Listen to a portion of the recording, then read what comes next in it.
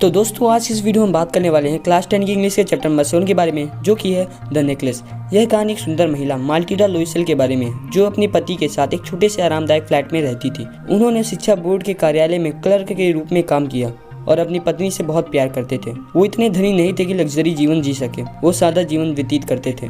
माल्टिडा अपनी स्थिति से नाखुश थी और हमेशा अमीर बनना चाहती थी। वह अक्सर निराश महसूस करती थी और अपनी वित्तीय स्थिति के बारे में चिंतित रहती थी, क्योंकि उसके पास रहने के लिए एक विशाल हवेली और दौलत के लिए धन नहीं था। वह हमेशा मैचिंग ज्वेलरी के साथ खूबसूरत ड्रेस पहनना चाहती थी, लेकिन ऐसा उसके पास कुछ नहीं था। एक दिन लोइसेल के पति ने उन्हें मंत्री के आवास पर एक भव्य बाल पार्टी का निमंत्रण दिया। उन्हें उम्मीद थी कि निमंत्रण पत्र देखकर उनकी पत्नी उत्साहित होगी।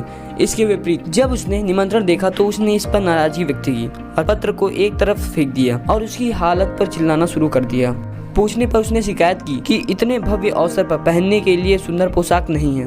वह पार्टी में सुंदर और अच्छी तरीके से तैयार दिखना चाहती थी ताकि हर कोई उसकी प्रशंसा करे। माल्टिडा पर दया करते हुए उसके पति ने उसे एक सुंदर पोशाक खरीदने के लिए अपनी सारी 400 फ्रैंक की बचत दे दी। उसने उस राशि को अपने लिए राइफल खरीदने के लिए बचा लिया था, लेकिन अपनी पत्नी को उसकी पोशाक खरीदने के लिए उसने पैसे दे दिए। जल्दी ही भव्य पार्टी का सप्ताह आया। माल्टिडा फिर से चिंतित लग रही थी। इस बार उसे लगा कि उसकी प्यारी ड्रेस के साथ मैच करने के लिए उसके पास कोई मैचिंग ज्वेलरी नहीं है। इसके लिए उसके पति ने सुझाव दिया कि वह अपने दोस्त जिन फॉरेस्टियर से गले के एक टुकड़े के लिए अनुरोध करे। माल्टिडा तुरंत जिन के घर गई और एक चमकदार हीरे का हार उधार ले आई। लोइसेल अपने पति के साथ बाल पार्टी में गई और अपनी उपस्थिति पर खुश हुई। वह इस बात से उत्साहित थी कि वह रिसेप्शन में मौजूद लोगों का ध्यान आकर्षित करने में सफल रही। उन्होंने पार्टी में बहुत मजा किया। जल्दी वे सुबह तड़के घर वापस जाने के लिए तैयार थे। जब वो घर पहुंचे तो माल्टिडा ने महसूस किया कि उसके गले का हार गायब था। वह और उसका पति इस बात से घबरा गए कि शायद वह उस कैब में गिर गई होगी जिसमें वो पार्टी से लौटने के लिए सवार हुए थे। उसका पति तुरंत सड़कों की तलाशी लेने लगा, लेकिन वहाँ पर भी उसे नहीं मिला क्योंकि हार वहाँ गिरा ही नहीं था। इसके तुरंत बाद उन्होंने पुलिस से संपर्क किया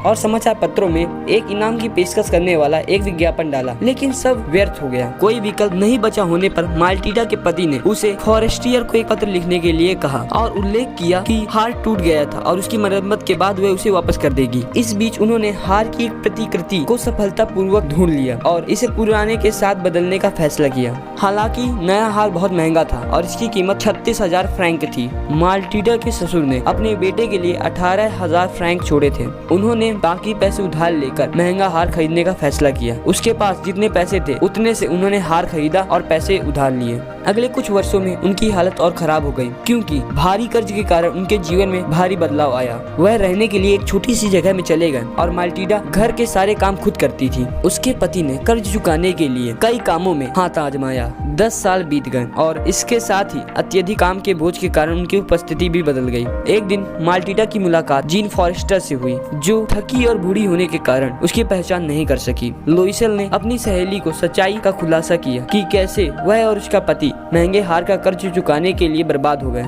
यह सुनकर मेम फॉरेस्टर दंग रह गया और उसने उसे बताया कि उसने बॉल पार्टी के लिए जो हार दिया था वह नकली हार था और उसकी कीमत 500 फ्रैंक से अधिक नहीं थी। इसी साथ आपका चैप्टर कंप्लीट हो जाता है। अगर आपको ये वीडियो अच्छी लगी हो तो इस वीडियो को लाइक और चैनल को सब्सक्राइब जरूर कर देना और इससे रिलेटेड कोई क्वेश्चन है तो कमेंट कर देना। Thank you for watching.